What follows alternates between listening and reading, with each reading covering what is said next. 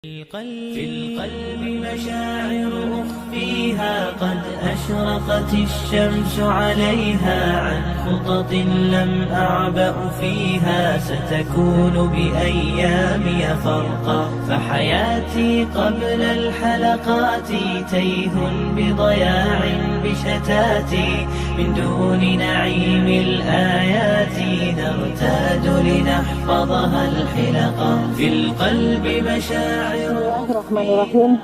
Assalamualaikum warahmatullahi wabarakatuh. Di tengah gurun pasir ya, ini adalah pasir Merapi, masih dari Yogyakarta. Hari ini saya akan bercerita tentang kisah dari beberapa klien yang mengalami problem mah atau asam lambung yang menyebabkan mereka mengalami depresi akibat dari lambung yang bermasalah, sehingga mereka menjadi susah tidur, susah makan, bahkan takut tidur, takut makan, mengalami ketakutan dengan banyak hal, sehingga kecemasan yang berlebih, takut kematian, dan berbagai macam hal yang membuat pokoknya segala sesuatunya menjadi cemas tanpa ada kejelasan. Nah, untuk yang sedang mengalami problem seperti ini, kemarin dari beberapa klien ini saya menemukan satu benang merah atau satu titik yang menjadi pemicunya. Itu adalah satu dari cara berpikir, sudut pandang dan cara berpikir yang segala sesuatu harus perfect sesuai dengan apa yang difikirkan, apa yang dirasakan, dan hitungannya harus selalu 1 ditambah 1 harus menjadi 2. Jadi orang-orang yang logik, segala sesuatunya harus berdasarkan logika, sehingga ketika terjadi sesuatu yang akalnya tidak mampu menyelesaikan atau tidak mampu dijangkau oleh akalnya, maka mereka akan mengalami kebingungan kemana lagi mereka harus menemukan jalan keluar. Dan biasanya orang-orang seperti ini adalah orang-orang yang lebih banyak mengandalkan kekuatan dirinya sendiri. Jadi mereka lebih banyak merasa diri mampu, merasa diri bisa, kalau bukan saya siapa lagi. Jadi ini terjadi oleh beberapa klien ya, yang saya sebutkan yang paling kuat itu ada 3 orang klien yang memiliki karakter yang sama, dan ternyata mereka ini memiliki keluhan yang sama. Dan dapat saya menarik sebuah garisnya lagi adalah mereka yang bermasalah dengan lambung ini, diantaranya penyebabnya adalah 1, dikarenakan cara berpikir yang salah atau senantiasa negatif. Yang kedua itu adalah dari asupan gizi yang belum cukup. 3, pola makan yang salah. Dan yang terakhir adalah terlalu lelah, memforsir tubuhnya. Bila keempat hal ini terjadi dalam satu waktu, disinilah yang akan memunculkan masalah pada lambung. Biasanya lambung akan memproduksi asam yang sangat tinggi, bahkan dia bisa memicu gas, yang pada akhirnya gas ini bisa membuat sesak di dada, bisa membuat migrain sakit di kepala, atau bahkan bisa menjadi kecemasan yang sangat luar biasa. Bahkan ini bisa dampaknya ke jantung. Bahkan beberapa klien yang mengalami sakit mah, itu bahkan mereka khawatir kalau jantungnya yang bermasalah, dan ternyata setelah diperiksakan, ternyata hasilnya jantungnya baik-baik saja. Jadi bila kita mengalami peristiwa-peristiwa yang seperti ini, maka langkah pertama yang harus kita segera benahi itu adalah 1, perbaiki cara berpikir kita. Cara berpikir ini terkadang membutuhkan orang lain untuk diskusi agar supaya bisa menurunkan ego, bisa merubah sudut pandang ke arah sudut pandang yang senantiasa memikirkan segala sesuatu dari sudut yang baik-baiknya saja atau yang positif.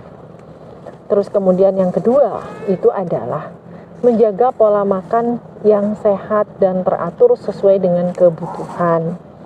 Terus kemudian yang ketiga itu adalah memastikan bahwa yang kita makan itu juga memenuhi asupan gizi yang pas sesuai dengan tingkat kebutuhan kita masing-masing. Entah itu lansia, entah itu remaja, entah itu anak-anak ataupun orang dewasa, harus disesuaikan. Terus kemudian berikutnya yang keempat itu adalah senantiasa memberikan hak tubuh untuk beristirahat, terutama tidak begadang, tidur. Nah, dengan cara yang baik. Nah, ada beberapa tips yang bisa saya sampaikan untuk penderita asam lambung. Di antaranya adalah satu, dengan berpuasa. Yang kedua, itu adalah perbanyak mengkonsumsi kurma dan madu. Kalau Rasul menganjurkan kita makan kurma ajwa 7 butir setiap pagi, maka bisa kita lakukan 7 butir setiap pagi. Namun kalau kita tidak mampu konsumsi kurma ajwa karena yang harganya terlalu mahal atau sulit didapat, kita bisa memakai kurma biasa. Dosisnya sama, 7 biji setiap pagi, 7 biji setiap siang, dan 7 biji setiap malam. Ini dikonsumsi rutin selang 1-3 bulan. Terus kemudian mengkonsumsi madu, tapi dengan dosis yang tepat. Minimal 1 kali minum itu 1/4 gelas ukuran belimbing ya, 250 cc. Itu bisa 1/4-nya, atau bahkan bisa sampai setengah gelas sekali mengkonsumsi madunya. Nah, dan ini dikonsumsi rutin kalau memang lambungnya masih bermasalah. Ini dikonsumsi rutin sampai keluhannya itu hilang. Jadi memang harus stok madunya bisa jadi sampai 5-10 liter ya. Tapi ini yang dibutuhkan oleh tubuh. Jangan bilang mahal, jangan bilang banyaknya, tapi karena tubuh kita sudah terzolimi cukup lama, jadi kita memberikan hak tubuh. Lebih banyakkan mana? 5-10 liter, atau selang berapa puluh tahun kita tidak pernah asupan yang cukup untuk tubuh kita. Ini mindset, pola pikir kita harus dirubah. Nah, pastikan madu yang didapatkan itu adalah madu yang tingkat keasamannya rendah. Karena ada beberapa madu yang dia tingkat keasamannya tinggi atau kadar airnya terlalu tinggi. Itu dihindari. Nanti bisa ditanyakan ya dengan penjual madunya. Terus kemudian lagi adalah yang baik untuk lambung adalah temulawak sama kunyit, atau bisa juga yang paling aman lagi, mudah didapat adalah bisa didapatkan di toko herbal, maksud saya itu adalah talbinah. Talbinah ini adalah gandum yang memang dia diekstrak khusus, jenisnya juga berbeda, bahkan proses pengolahannya tidak seperti gandum biasa, karena untuk mendapatkan bubuk talbinah itu harus melalui proses yang namanya adalah semacam disangrai, jadi baunya agak sedikit berbeda nih talbinah. Talbinah ini diriwayatkan dari hadis Bukhari, barang siapa dia yang mengalami kesedihan, terus kemudian mengalami duka nestapa, dengan diberikan lambungnya dengan talbinah, ini akan menenangkan lambung. Dan ini terbukti sangat banyak manfaatnya. Jadi talbinah bisa didapatkan di toko-toko herbal atau cari informasinya secara online. Terus berikutnya lagi adalah bisa mengkonsumsi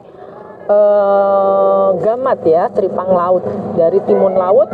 Nah itu begitu kita konsumsi, dia sifatnya akan mendinginkan lambung, terutama untuk lambung yang luka. Untuk lambung yang luka itu obatnya adalah bisa memakai madu, bisa memakai tripang timun laut gamat ya. Terus kemudian pastikan konsumsi kurma. Terus kemudian makan makanan yang bergizi tinggi, bila perlu tambahkan nutrisi tinggi, dan bisa konsultasi dengan dokter untuk bisa mendapatkan asupan yang cukup kalau berat badan kita ternyata adalah sangat turun drastis akibat dari lambung ini. Hal yang paling perlu diwaspadai dari penyakit MAH atau lambung itu adalah, sebelum saya masuk ke sini saya ingin sampaikan bahwa migrain itu juga pemicunya dari lambung. Jadi kalau ingin migrainnya selesai, pastikan selesaikan dulu lambungnya. Nah, jadi bagaimana? Apa yang memicu lambung itu jadi bergejolak dan menjadi tidak stabil? Itu pemicunya yang paling utama mendasar adalah dari pikiran. Maka dari itu, belajar untuk senantiasa berpikir dengan sudut pandang Qur'ani. Sudut pandang Al-Quran itu yang paling tepat dan terbaik solusinya bagi kita. Jadi, seperti apa sih sudut pandang Al-Quran itu? Itulah pentingnya kita belajar mengenal Islam. Itulah pentingnya kita belajar mengenal Tauhid. Itulah pentingnya kita belajar mengenal tentang percaya iman kepada Allah itu akan membuahkan keyakinan yang kuat dan membuahkan amal-amal soleh. Bila ternyata keimanan kita, keyakinan kita belum bisa kita buktikan ketika kita menghadapi sebuah masalah, di sini yang masih diperlukan pertanyaan, masih perlu dipertanyakan keimanan kita. Jadi, pada dasarnya, semua cara berpikir, semua problem yang ada di lambung itu kaitannya adalah tentang ketauhidan kita kepada Allah. Berarti permasalahan utama kita bukan karena kita sedang memikirkan masalah anak, bukan permasalahan kita sedang memikirkan problem yang saat ini kita hadapi, sejatinya kita sedang bermasalah dengan Allah, zat yang sebenarnya tempat kita bersandar, yang selama ini lebih banyak mengandalkan dan bersandar pada diri kita sendiri. Semoga yang saat ini menderita asam lambung, GERD, atau mengalami migrain, bahkan depresi, ayo kita perbaiki hubungan kita dengan Allah, maka insya Allah Allah akan perbaiki hubungan kita dengan makhluk. Bila kita saat ini tidak bisa atau perlu pendampingan dan belum bisa menyelesaikan secara mandiri, silakan hubungi kami dari Konseling Qurani Banjarmasin. Saya Umi Desi dari Padang Pasir, Yogyakarta. Assalamualaikum warahmatullahi wabarakatuh.